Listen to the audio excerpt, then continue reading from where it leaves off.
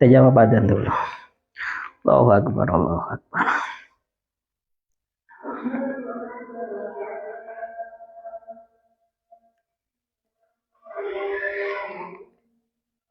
Asyhadu an la ilaha illallah.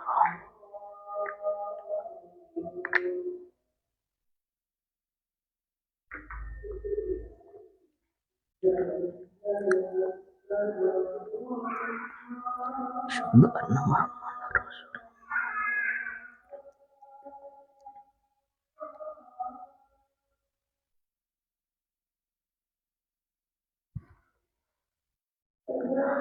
Asyhadu anna Muhammadar Rasulullah.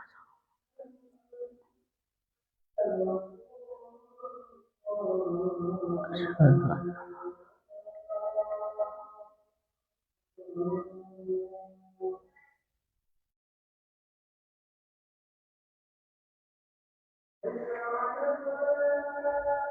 haula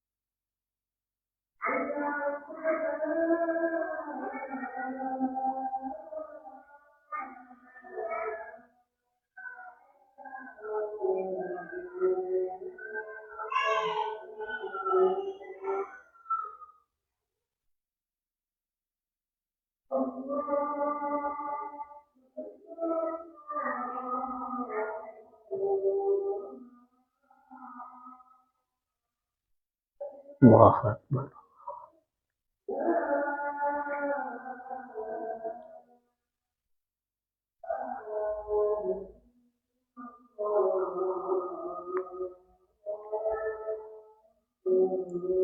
Allahumma rabbah ya Muhammad rabbah darajat ala darajat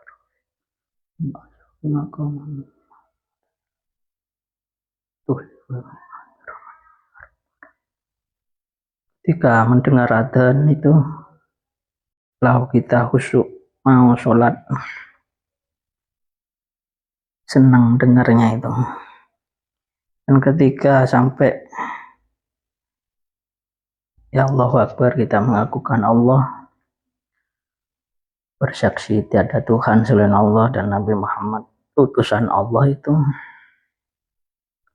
serta ketika sampai ke hayya 'alas shalah, kalau kita dalam keadaan suci dan ingin melaksanakan sholat, menjawab la haula wala quwata illa billahil aliyil azim. Keadaan itu semata-mata pertolongan dari Allah, karena begitu beratnya sholat bagi orang yang tidak sholat.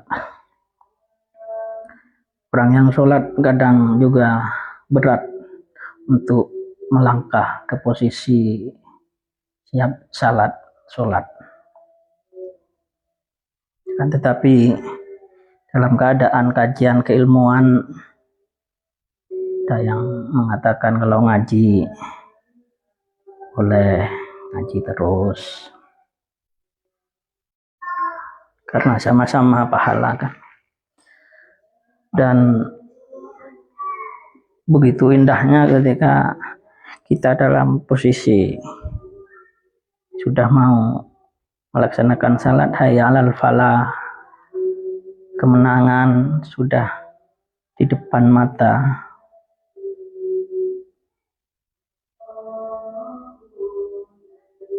Sholat zuhur, asar, maghrib ya, isya, subuh, sebenarnya tidak ada kekuatan, kemampuan kalau gak dipaksa. Dan paksaan itu sebenarnya kekuatan yang diberikan oleh Allah kepada kita. Apalagi lebih memperhatikan hal-hal yang wajib, gerakan di dalam sholat, bacaan, iftitah, al-fatihah, surat, bacaan tasbih, rukun yang 18, bacaan semua di dalam sholat itu diperbaikin setiap saat. Dan gerakan-gerakan seperti ketika berdiri dari sujud, gak usah takbiratul ihram mengangkat tangan, takbiratul ihram tapi gak usah mengangkat tangan itu, karena sunatnya mengangkat tangan itu ada 4 itu. Dapat tempat ketika berdiri dari sujud gak disunatkan mengangkat tangan. Disitulah menggambarkan ringan sebenarnya sholat. Ketika sholat diberi pertolongan, kekuatan oleh Allah Subhanahu wa Ta'ala. Mungkin itu sebatas adzan dan sholat ya. Dan kita lanjut maknanya, waman asdaku minallahi qila, waman lan utawi sapane wong aila ahada ora ono siji wong iku maujud asdaku kang luwih bener minallahi saking Allah qila apane, qila firmane pengucape, ay qaula tegese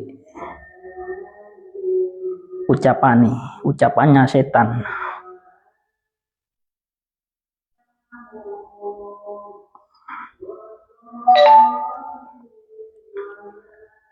Dan wong ya.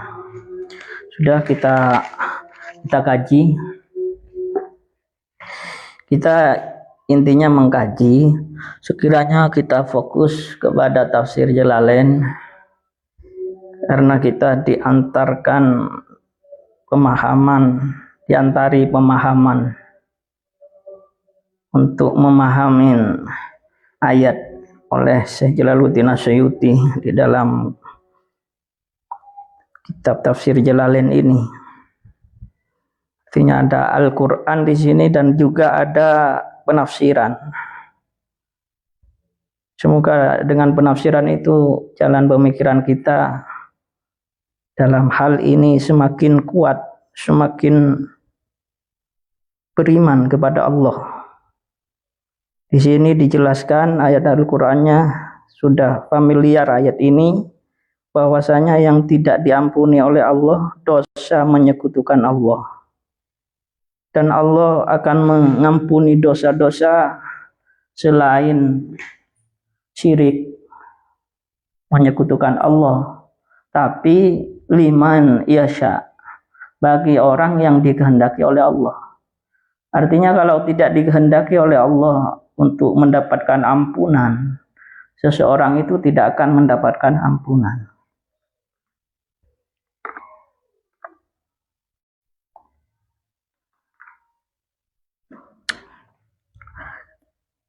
Orang yang menyekutukan Allah kalau kepada orang mukmin itu jauh kayaknya. Orang mukmin dan orang Islam sudah bertekad bulat di dalam keyakinannya untuk menyembah hanya kepada Allah. Dan di ayat yang lain, keyakinan yang seperti itulah yang berfaedah kepada seseorang sampai dia hampir meninggal,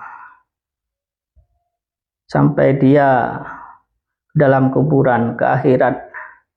Dengan bahasa Al-Quran, illa ma yusabbit bihi fu'aduk.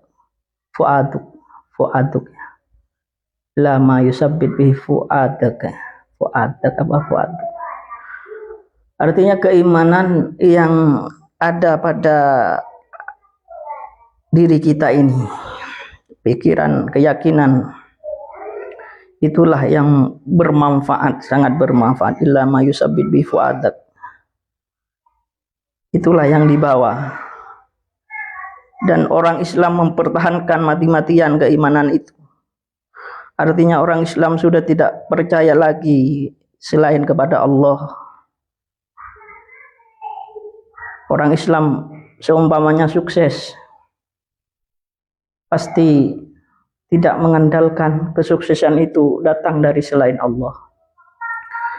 Karena orang Islam itu pemikirannya luas, panjang. Umpamanya sukses dalam bisnis, pertama diingat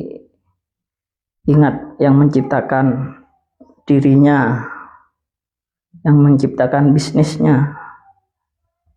Umpamanya sukses dalam berdakwah, yang menciptakan dakwah, yang menciptakan dirinya.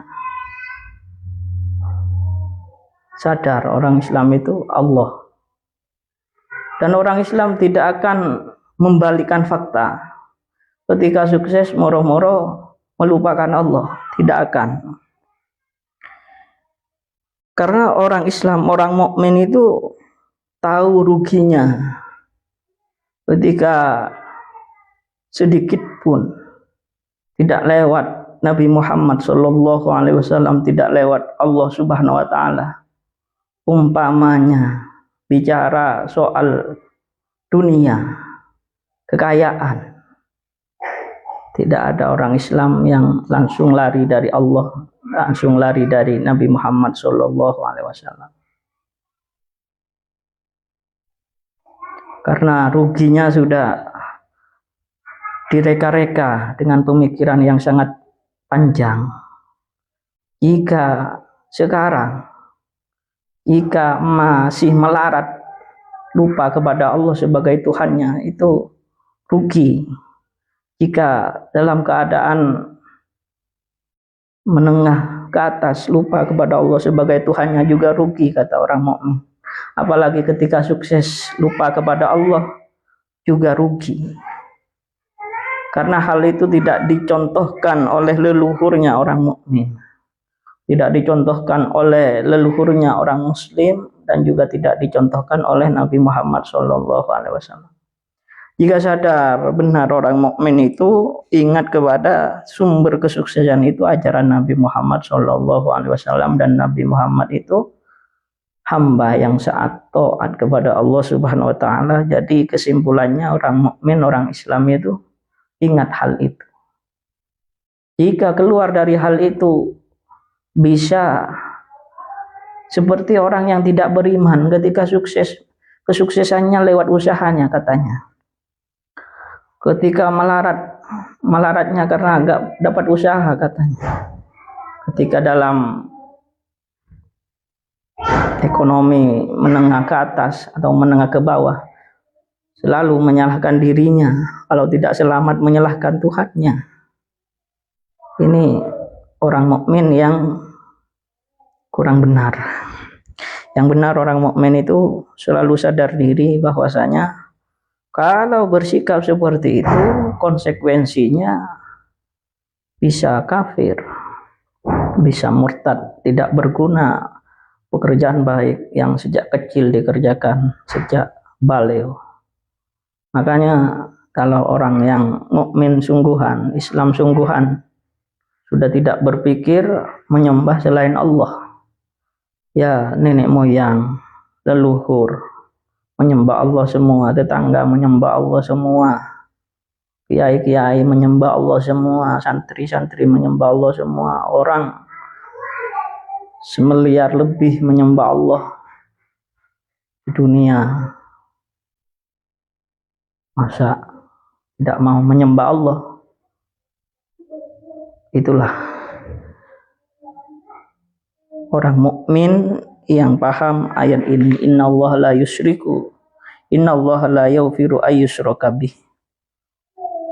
tidak diampuni oleh Allah ketika orang mukmin jatuh kepada kesyirikan.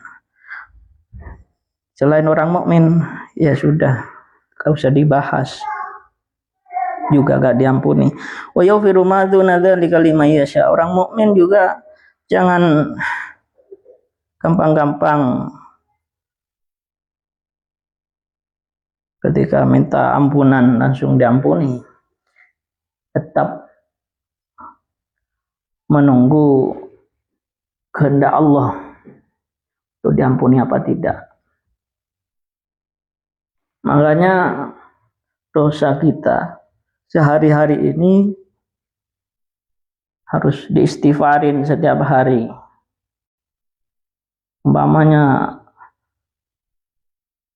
tidak berdosa 24 jam, 23 jam tidak berdosa, 1 jam berdosa, istighfarnya harus 5 jam minimal. 5 jam, iya kalau diampuni oleh Allah. Kalau tidak diampunin, di ayat yang lain Allah itu yaghfiru liman yasha wa yu'adzibu liman yasha wa yu'adzibu man yasha ya. Dan paling enak ketika masuk surga diampunin. Dosanya diampunin, punya dosa tapi dosanya diampunin, masuk surga. Nah, itu berkecamuk, seimbang dalam diri kita. Apakah dosa kita yang kita mintakan ampun diampuni? Kadang yakin diampuni, kadang pingin nambah istighfar lagi. Bukan gak yakin, yakin. Tapi takut ketika di akhirat nanti gak diampuni kan. Tapi ya yakinlah diampuni. Banyak-banyaklah beristighfar. Jangan bermaksiat terus, 1 hari maksiat, 2 hari maksiat, 3 hari maksiat, 4 hari maksiat, 5 hari maksiat, 6 hari pura-pura lupa maksiatnya. Dan naudzubillahi min dzalik, orang yang menyekutukan Allah, moro-moro lupa kepada Tuhannya. Lupa maksudnya menyekutukan, tidak menyembah Allah lagi, menyembah selain Allah. Itulah kesesatan yang nyata. Kesesatan yang disembah oleh orang yang menyembah selain Allah itu ada kalanya berhala yang diberi namanya perempuan, Lata, Uzza. Ini alif tak ya, tanda mana Uzza itu alif mamdudah, wa Manat tak mamdudah. Ini contoh kesyirikan yang menyembah berhala disebutkan Lata wal Uzza wa Manat. Memang berhala-berhala diberi nama. Jangan kaget kalau ada berhala diberi nama ini dan itu. Sejak dulu sifatnya penyembahan kepada selain Allah seperti itu. Dan ada yang langsung kepada setan, tidak menyembah berhala tapi menyembah setan. Wa imma yad'una illa syaitana, langsung menyembah setan, menyekutukan Allah, menyembah setan. Tidak taat kepada perintah Allah untuk menyembah Allah, langsung menyembah setan, mengandalkan pikirannya karena bisa itu, bisa ini. Pinter, tidak percaya terhadap berhala, terhadap Tuhan. Langsung pikirannya langsung menyembah setan, langsung setan. Karena tidak percaya kepada Allah itu sudah dimasukin setan. Model yang kedua seperti itu. Ada yang dibuat-buat sesembahannya. Ada yang tidak membuat-buat sesembahan tapi sudah tidak percaya karena sudah dirasukin bisikan-bisikan setan. Keluar dari ketaatan untuk menyembah Allah, taat kepada pemikirannya, kekuasaan dirinya, kebisaan dirinya, kesuksesan dirinya, tidak beribadah, ateis, tidak percaya Tuhan. Ya setan sampai kalau hebat, sungguh hebat, bisa dipandang di antara dunia, Berarti yang disembah langsung iblis. Hebat. La'anahullah. Semoga dapat laknat dari Allah orang yang menyembah selain Allah, menyembah berhala yang diberi nama, menyembah setan secara langsung. Hebat, langsung ke iblis. Semoga dijauhkan rahmatnya oleh Allah. Karena ketika bicara rahmat, Ar-Rahman, Ar-Rahim, Ar-Rahman itu nikmat yang agung akan diberikan oleh Allah kepada orang mukmin dan Islam saja. Ar-Rahim, kecil-kecilnya nikmat di dunia masih diberi penyembah-penyembah selain Allah, tapi dosanya tidak akan diampuni oleh Allah karena sudah menyembah berhala-berhala dan setan-setan. Semakin hebat langsung tingkatannya menyembah iblis. Ar-Rahim itu adzaqa minar rahmah. Jadi cuma diberi ar-rahimnya saja oleh Allah, dan itu sifatnya istidraj. Yo nang dunia nikmatin wis senikmatmu. Kalau kamu sengsara nang dunia, ya sengsara dunia akhirat.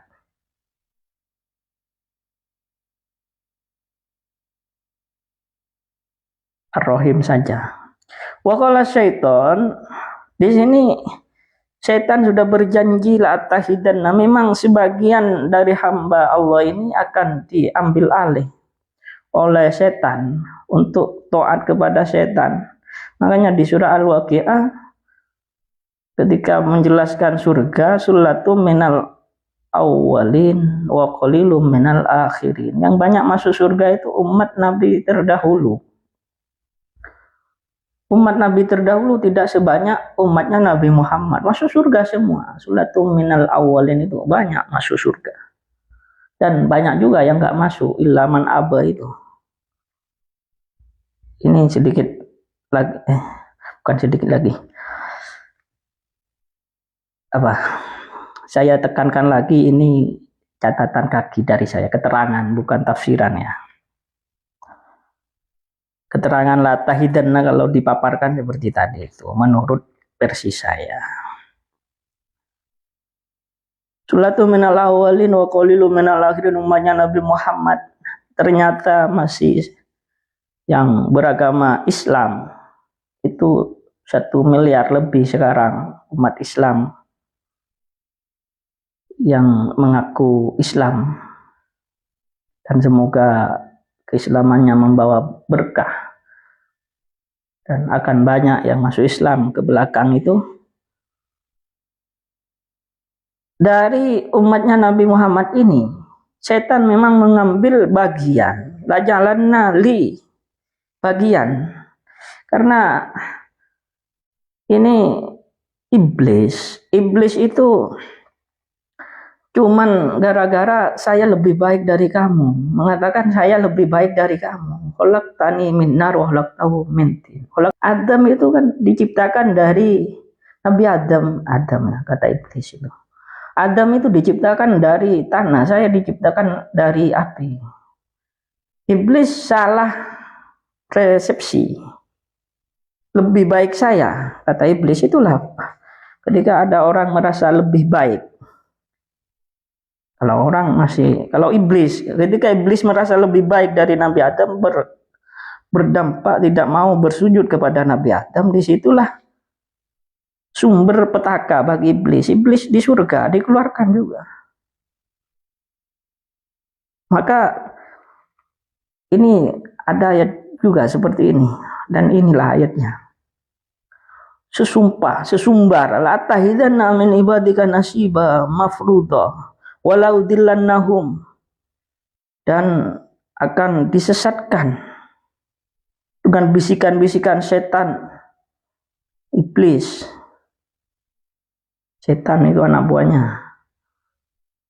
Wala udillannahum wala umanniyannahum, akan diberikan janji-janji kosong dengan janji di hati orang yang tidak iman kepada Allah Subhanahu wa taala itu dijanjikan tulal hayat, kehidupan ini panjang. Tidak ada hari ba'as, hari kebangkitan dari mati. Tidak ada hari hisab, penghitungan amal. Jadi bebas di dunia. Hidup cuma satu kali, nikmatin saja. Kalau orang Islam kan hidup adalah anugerah. Hidup adalah anugerah, gitu kan kalau orang Islam. Terus di hati orang yang musyrik itu diberi janji palsu, harapan palsu oleh iblis, disebabkan menganggap dirinya lebih baik daripada Nabi Adam, ya iblis ya.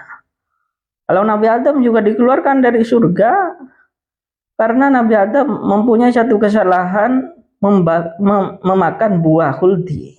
Satu kesalahan saja langsung bisa keluar dari surga. Ola Rabbana dzalamna anfusana. Ketika Nabi Adam dan Sayyidah Hawa di dunia, Rabbana dzalamna anfusana wa illam taghfir lana wa tarhamna lanakunanna minal khasirin. Rabbana dzalamna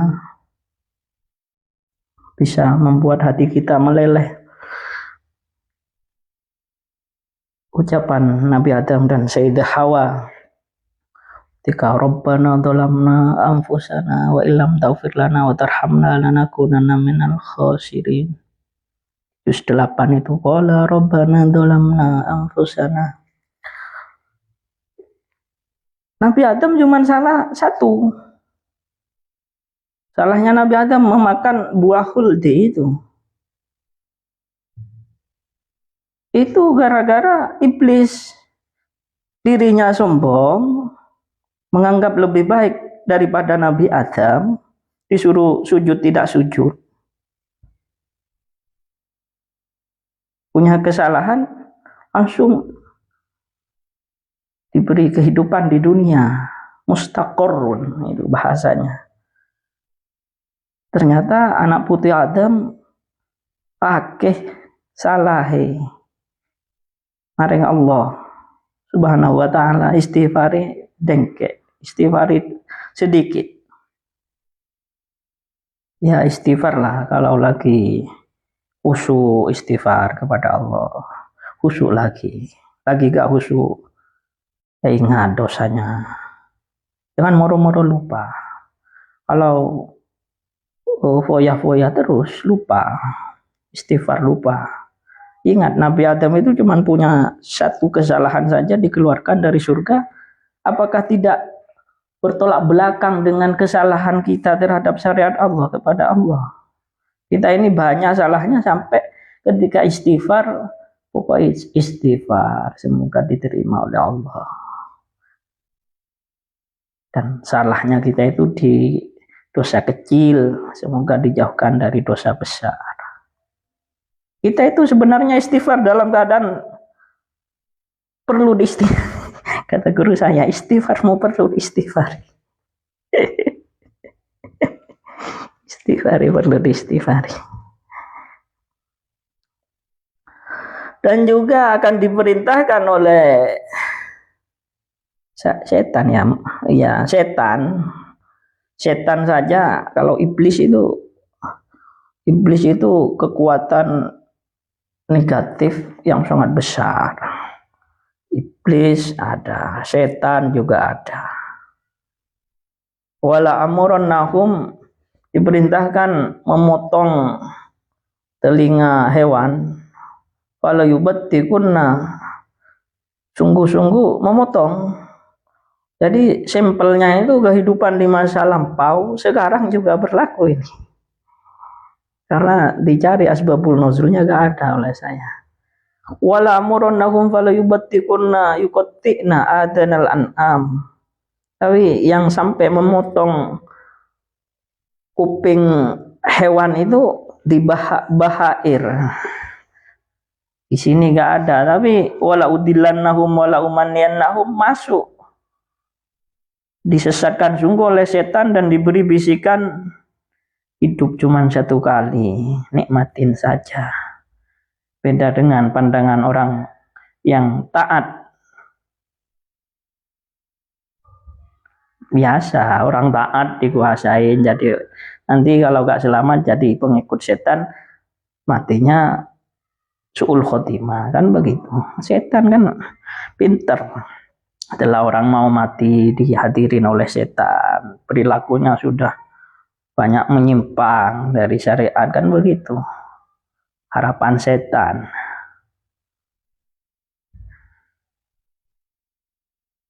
Wala amrunahum fala yughayyirunna khalqallah.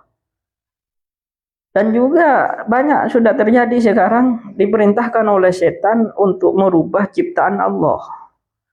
Ciptaan Allah dirubah-rubah. Banyak laporan dari orang-orang itu. Ternyata sekarang dari ciptaan yang kecil seperti bulu alis dirubah katanya. Saya belum lihat. Tapi di tafsirnya dinihi, agamanya yang Islam langsung berubah ke kafir. Padahal orang yang Islam masih berharap-harap masuk surga kalau tidak mengerjakan pekerjaan agama Islam, KTP-nya yang Islam, nanti yang masuk surga itu kan Islam, KTP-nya masuk surga. Tapi KTP apalah daya, apalah gunanya kalau cuman KTP-nya masuk surga. Yang berguna itu kan pemilik KTP masuk surga. Islam berubah agama kafir, dan yang sangat rentan menghalalkan perkara haram dan mengharamkan perkara halal. Ini kalau tahun kemarin sonhor haram tahun kemarin itu mengharamkan perkara halal,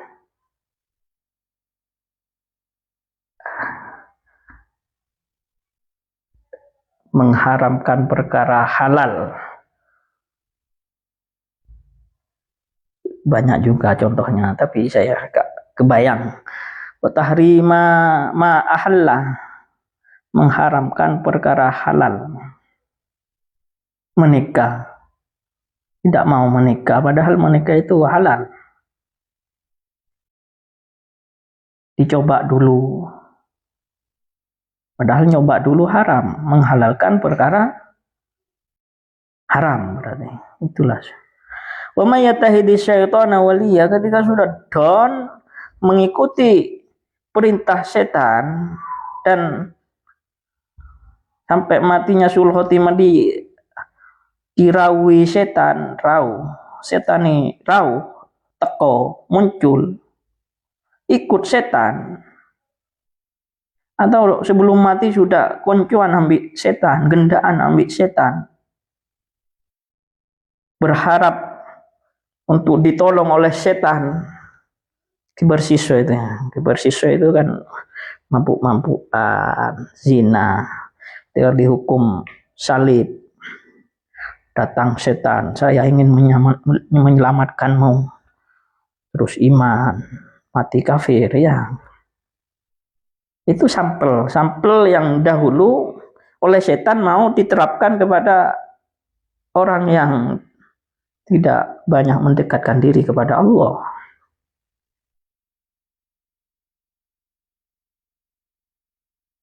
Sama persis. Min dunillah yatawallahu wa yuti'uhu, ketika orang hidupnya sudah dekat-dekat sama setan, taat kepada setan, bisikan setan, melanggar syariat. Saya bukan sok suci juga, tapi marilah sadar diri ketika maksiat umpamanya sama dihukumi haram, ulama dihukumin haram, ya ternyata masih mengerjakan kan dosa kecil umpamanya, ya istighfar, habis itu istighfar, karena saya juga tidak suci-suci amat, cuman mengajak. Dan itu diantara bisikan setan kan seperti itu yang masuk kepada pikiran kita. Kalau kita tambah gak sadar kan sudah pasrah, berarti tidak ada perlawanan terhadap setan. Wa yadahidi syaitana waliya, kalau sudah dempet-dempet ambil setan, itulah kerugian, khosira khusrana mubina, karena tidak ada watawasau bil haqqi watawasau bis sabri. Setan itu batil semua. Sobrihnya ayo cor-coran, gak bisa menahan. Dan itu kita moto bayina li masyirihi lan nar al mu'abadati alaih, dan akan masuk neraka ujung-ujungnya itu. Dan diulang lagi, ya'iduhum, janji palsu setan, tulal umuri wa yumannihim, dan memberi harapan kosong bahwasanya tidak ada balasan di dunia ini. Dunia ini tempat foya-foya, tempat enak-enak hidup cuma satu kali. Di dunia wala ba'sa, tidak ada hari bangkit, tidak ada hari pembalasan amal. Maka janji-janji kosong, janji-janji setan dan janji kosongnya setan, wa ma ya'duhum syaitanu illa wurura, itu kebohongan, bohong. Ketika kita tidak syirik kepada Allah, paham bahwasanya janji-janji setan itu bohong. Orang yang syirik, orang yang dideketin oleh setan, mau dijadikan bagiannya, dideketin sedikit demi sedikit, harus paham bahwasanya apapun yang tidak sesuai syariat Nabi Muhammad atau tidak sesuai ajaran dari Nabi Muhammad, itu kebohongan setan. Ulaika ma'wahum jahannam, orang-orang yang ikut sandiwara setan, tempat kembalinya di neraka jahat, dan tidak ada yang bisa merubah. Ulai jitu anha mahisyo. Para jemaah yang dirahmatin Allah, para pemirsa yang dirahmatin Allah, balikannya cerita yang tadi, penjelasan yang tadi, orang yang beriman dan beramal kebajikan surga lagi. Anak putunya Adam, Nabi Adam itu memang mau menyusul Nabi Adam nanti di surga. Leluhurnya akan masuk surga nanti, anak putu kakek-kakeknya yang sekarang itu buyut-buyutnya masuk surga, dan kembali ketemu di surga nanti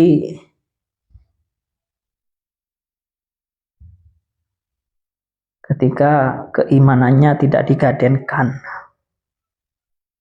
Dan sudah ada yang pernah masuk surga, Nabi Adam itu leluhur kita, dan anak putu Adam sanudhiluhum akan dimasukkan lagi ke surga. Surga itu banyak, ada 8 kalau nggak salah surga itu.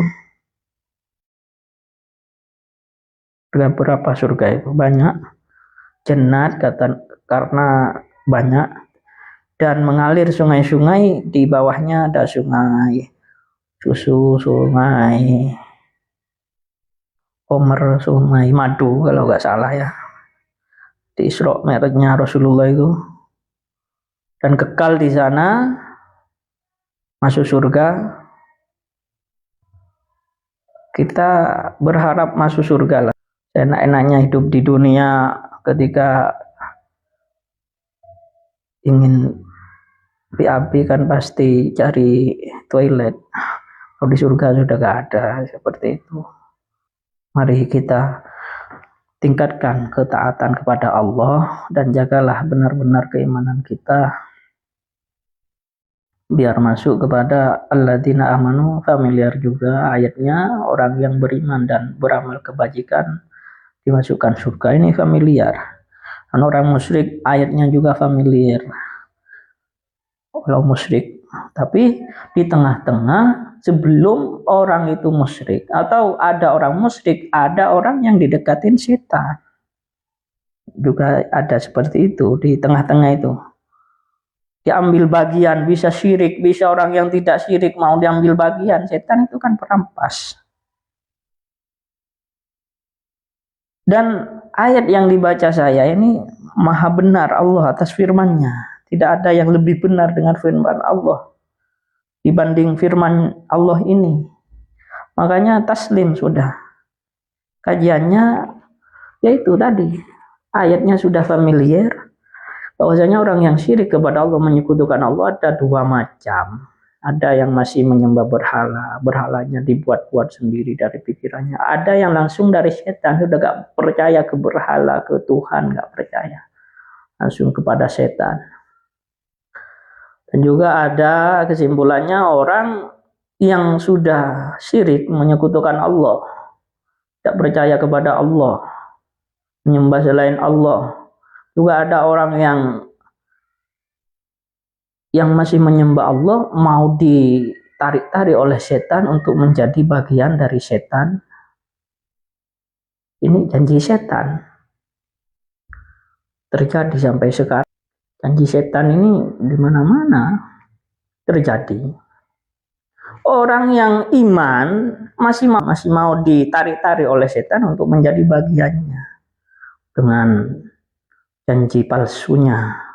Sudah nikmatin hidup cuma satu kali. Kapan lagi kamu mau pesta-pesta, mau foya-foya, mau enak-enakan kalau bukan sekarang, kata setan. Dan ternyata ada yang lebih memukau, juga familiar ayatnya, orang yang iman kepada Allah jauh dari syirik, menyekutukan Allah. Seperti keterangan tadi, ma yusabbit bi fu'adak. Itulah yang berguna kepada orang mukmin, orang Islam. Ketika maksiat, segeralah tobat. Hitung maksiatnya apa dosa kecil, apa dosa besar. Istighfarnya 20 jam, 5 jam. Terus continue. Begitu. Harus itu. Takut sampai mati su'ul khotimah. Menjaga amal, image itu namanya amanu wa amilus sholihat. Kerjakanlah kebaikan, jangan kemaksiatan terus yang dikerjakan. Kemudian lupa hukumnya, itu maksiat. Tidak pernah mau memperbaiki diri. Umpamanya saya juga memperbaiki diri terus, tapi saya ingat-ingat dosa kecil, terus moga diampuni. Lebih berat sudah di kepala ini, karena juga mikirin istighfar juga. Menjauhin dosa-dosa yang jelas ya, di depan mata itu. Maka alladzina amanu wa amilus sholihat akan menyusul masuk surga juga. Nabi Adam sudah pernah masuk surga, anak putu Adam akan masuk surga juga, dan akan ketemu dengan leluhurnya ketika tidak menggadaikan keimanannya. Ayat yang lain ada yang mirip-mirip keterangannya seperti itu. Mungkin hanya itu yang bisa saya sampaikan, kurang lebihnya mohon maaf. Wabillahi taufiq wal hidayah.